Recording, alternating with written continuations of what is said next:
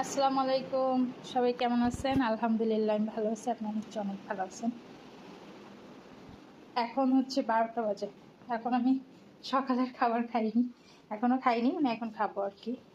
আর বিশেষ করে এই কাঁচামরিচগুলো দেখে খুব ভাত খেতে ইচ্ছে করতেছে।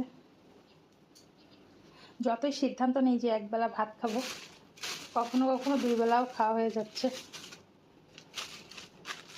যাই হোক, আজকে কাঁচামরিচগুলো অনেক সুন্দর। আর কি রান্না করছি, এই যে মাছ রান্না করছি। মাছটা কিন্তু এই যে সাইডে থেকে পুড়ে গেছে, এটা হচ্ছে টিকটক করতে যেয়ে পুড়ে গেছে। এটা নিয়ে একটা মজার কথা বলবো, এখনই না। তো এখন কেউ যদি শোনে যে টিকটক করতে যেয়ে পুড়ে গেছে, এটা কিন্তু অনেক বড় অপরাধের হয়ে যাবে এবং দোষের হয়ে যাবে। মানে ওই মাছটা রান্না করার আগে আমি কি কি করছি টিকটক করার আগে, এই যে এই পুরা থালা বাসনগুলো ধোয়া লাগছে, এই যে উপরে দেখেন এইগুলা কিন্তু সব ধুইছি। তারপরে এইগুলা ধুইছি। যদি আমার এই পাতিল নিয়ে অনেকে কথা বলছে টিকটকে, এটা নাকি কালো, আমি কাজ করি না। যাই হোক, এই কালোগুলো উঠানো সম্ভব না, আর আমি এত এক্সাইটেড না এগুলো নিয়ে। আর এই যে যে র্যাকটা, এটা পুরো ধুইছি, মানে র্যাকের যা যা ছিল পুরাটা পরিষ্কার করছি। তো এরকম একটা র্যাক পরিষ্কার করা যে কতটা টাফ, কষ্টে, এটা সবাই বুঝে, গৃহিণীরা অবশ্যই বুঝে। তো যাই হোক, এইটা বাদেও মানে আরও অনেক কাজই করে ফেলছি। বাট এইগুলা করার সময় যদি মাছটা পুড়ে যেত, তাহলে কিন্তু আমার দোষ হতো না। যত দোষ এই টিকটকের, মানে টিকটক মানেই খারাপ। শুধু যে রান্নাঘরের কাজ করছি তা কিন্তু না, এখানে এই যে আমার ছেলে ঘুম থেকে উঠছে, তাকে ফিডার বানাই দিচ্ছি।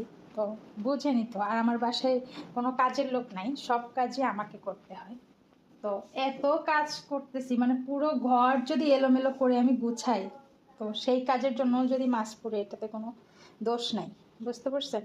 কিন্তু আজকাল কিন্তু মানে এটাও একটা প্ল্যাটফর্ম, সোশ্যাল মিডিয়ার, মানে সব খবরাখবর এখন সব কিছুই কিন্তু এটাতেও দেখে মানুষ। এটা অনেকেই ব্যবহার করে, কেউ টিকটক করে আর কেউ টিকটক দেখে, কিন্তু যে করে সে অপরাধী, আর যে দেখে সে হচ্ছে সুফি, সাধু, পীর, আউলিয়া, পীরে কামেল, তারপরে আরও কি কি যেন নাম আছে, ভুলে গেছি। যাই হোক, এখন ভাত খাবো, খিদা লাগছে, কথা বলতে বলতে খিদা বেড়ে গেছে। আমি যখনই মোবাইলটা হাতে নিই, মানে আপনার ভাই আসার আগে আমি সবসময় চেষ্টা করি যে বাসার সব কাজ, সে আসলে চিন্তা করি যখন বাচ্চারা তাকে নিয়ে একটু ব্যস্ত হয়, এই সুযোগে একটু ফোনটা ধরি। ঠিক তখনই সে বলবে, সারাদিন তো ফোন নিয়েই ব্যস্ত থাকো, ঘরের তো কোনো কাজই করো না।